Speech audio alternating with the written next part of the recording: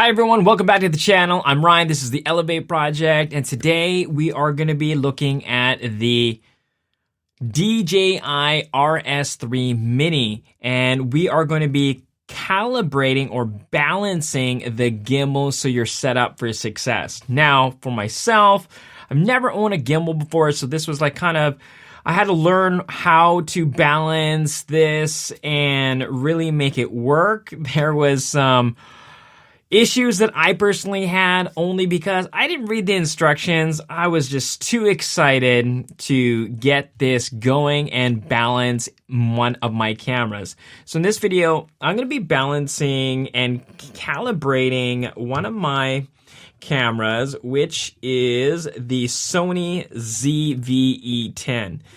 So what's nice about this is on this particular camera, I have the Sony 85mm full frame lens on here, which is a much heavier lens than most APS-C lenses, just to show how much this Mini 3 can handle.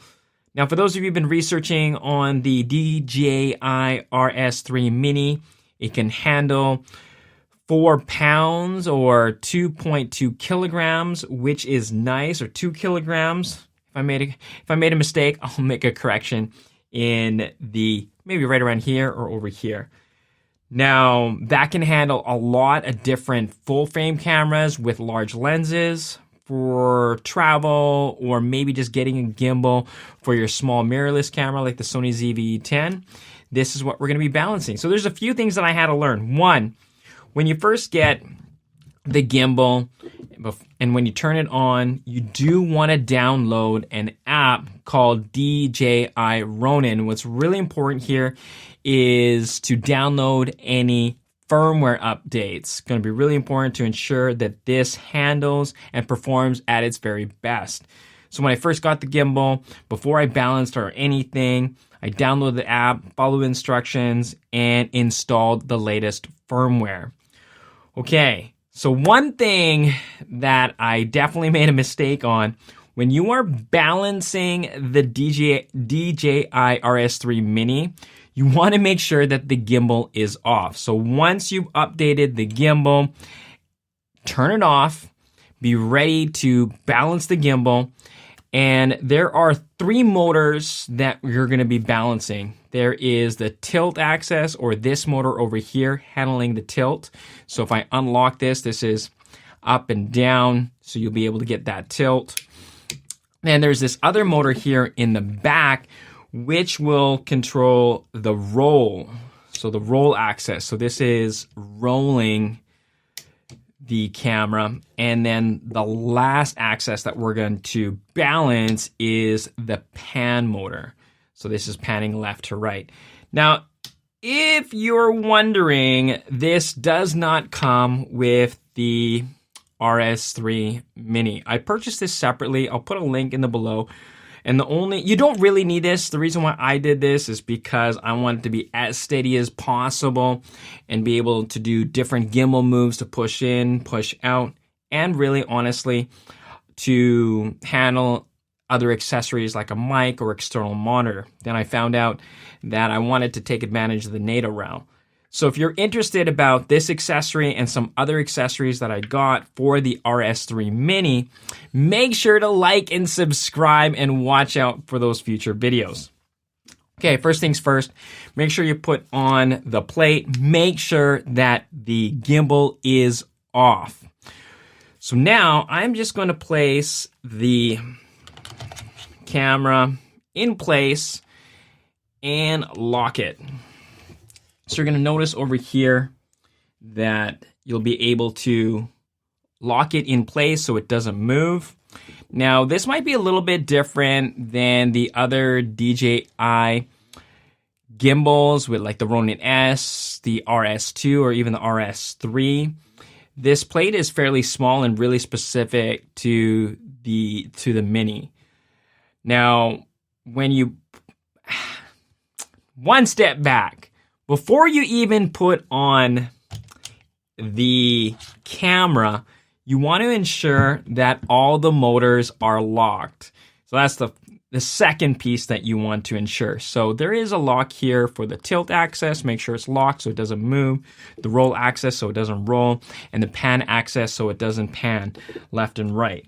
So once all the motors are locked and that the DJI mic is turned off, then you want to grab your Sony ZV-E10, your mirrorless camera, or what have you. Make sure that you have the plate on, and you want to put it in and lock it in place. So I'm not really too worried how far forward and back it is on the plate, just because this has strong motors, and if I really need be, I can move it around a little bit later on. So now we're going to balance the tilt axis, okay? So you're going to notice here that it's falling forward.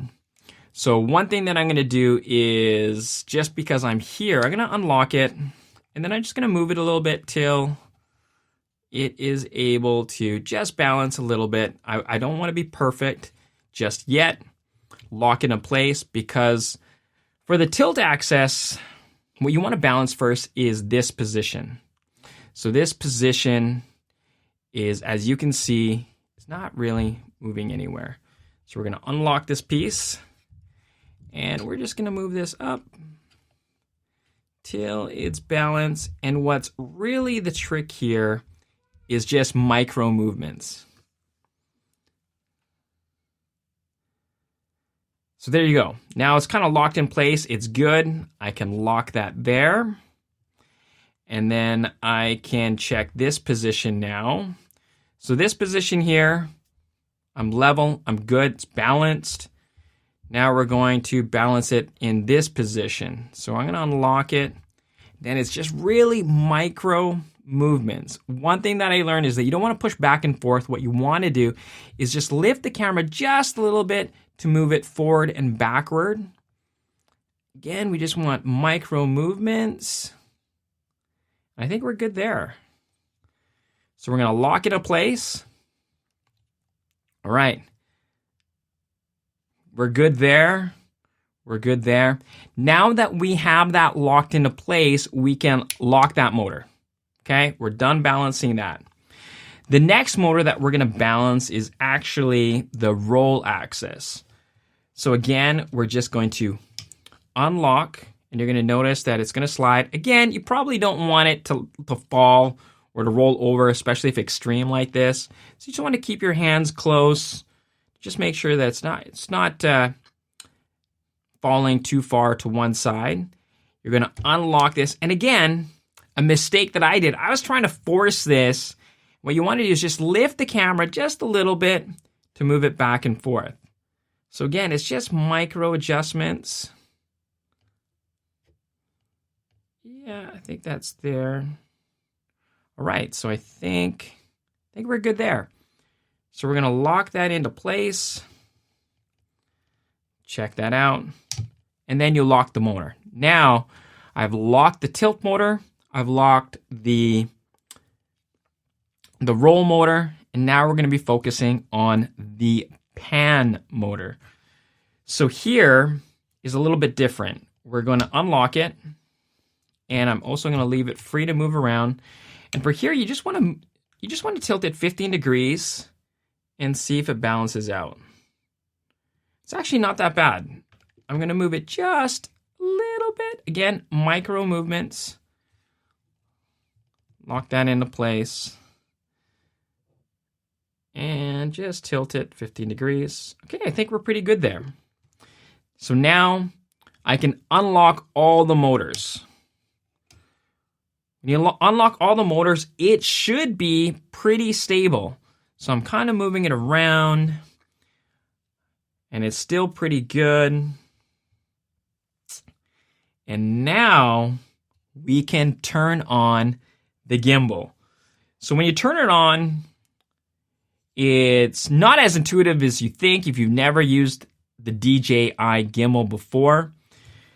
Ensure that all the motors are unlocked. If you fail to do so, you can actually damage the motors when you turn on the DJI mic. So I think this is more of a safety feature, but if you press the power button once, it will just give you the battery indicator, letting you know how much battery life is there. So again, double check, make sure all the motors are unlocked, and then you just press it twice. And that will engage the gimbal. It will do this kind of testing. And what I'm going to do is here, I'm going to show you. It is green. This is probably bad, but that being green means it's balanced. It's pretty good. It likes what it sees. You can use the app as well when you have it synced here to the gimbal to also test, and it will show you that it is in green or in yellow, or if it's in balance. If it goes in yellow, it's handling it, but it doesn't like it. Red, it's to the edge. It doesn't want to handle that weight, and then the motors are really working hard. So the next thing that you'd like to do is, again, I'm just going to show you here in the back, because I have both my cameras being used for this quick tutorial. Maybe not too quick. I like to give you a little bit of background. There is a button on the left to calibrate and auto tune the gimbal. So there's two ways to do it. Well, there's three ways technically. One way is through pressing the button on the top left, and then it'll give you an option to start calibration. Number two, you can use the app and you can auto tune that way.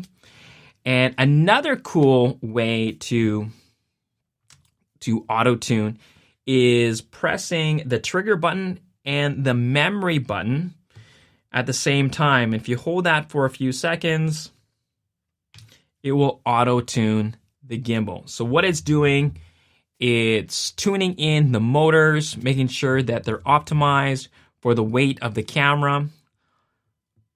And so I'm letting it do its thing, 80%, 100%, and now we are good to go. So now it's calibrated. Now I should be able to just move it, and you're going to notice that it is nice and smooth. All right, and that is how you balance and auto-tune and calibrate your camera on the DJI RS3 Mini. I'm going to do a couple videos on going through the different modes, go through the app as well.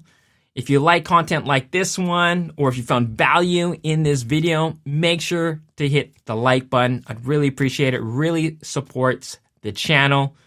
And of course, if you like content like this one, click on more videos over here and here. Be safe, stay awesome, and I'll catch you in the next one.